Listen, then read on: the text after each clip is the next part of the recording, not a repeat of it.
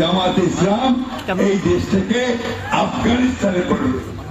বাংলাদেশ কোন পথে যাবে, সামনের দিকে না পেছনের দিকে? এই প্রশ্ন সামনে রেখে জামায়াতে ইসলামের বিরুদ্ধে কঠোর মন্তব্য করলেন বিএনপি মহাসচিব মির্জা ফখরুল ইসলাম আলমগীর।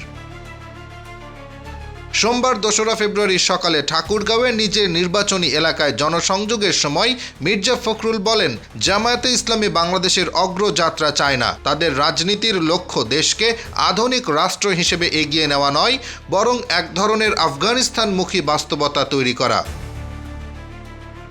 তিনি বলেন, জামায়াতের রাজনীতিতে নারীর ভূমিকা প্রশ্নবিদ্ধ। তারা নারীদের কর্মজীবনে অংশগ্রহণের বিপক্ষে। মেয়েরা যেন ঘরের ভেতরেই সীমাবদ্ধ থাকে, এমন চিন্তাধারায় তারা লালন করে।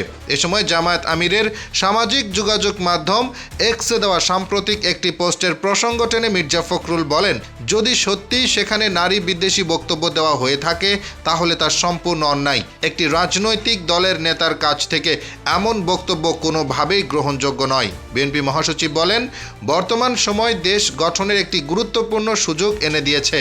এখন ন্যায়ভিত্তিক ও গণতান্ত্রিক রাষ্ট্র নির্মাণ সম্ভব। বিএনপি বিশ্বাস করে সব রাজনৈতিক দলকে সঙ্গে নিয়ে একটি সুন্দর, সুষ্ঠু ও অংশগ্রহণমূলক নির্বাচনী পরিবেশ তৈরি করা জরুরি। তিনি আরও বলেন, দেশের ভবিষ্যৎ এখন জনগণের সিদ্ধান্তের উপর নির্ভর করছে। এই মুহূর্তে ভুল সিদ্ধান্ত নিলে তার খেসারত জাতিকে দীর্ঘদিন দিতে হবে। দেশ কোন পথে যাবে তা নির্ধারণের সময় এসে গেছে। উন্নয়ন, গণতন্ত্র ও ন্যায়ের প্রশ্নে আপোষের সুযোগ নেই। সঠিক সিদ্ধান্তই পারে বাংলাদেশকে সামনে এগিয়ে নিতে।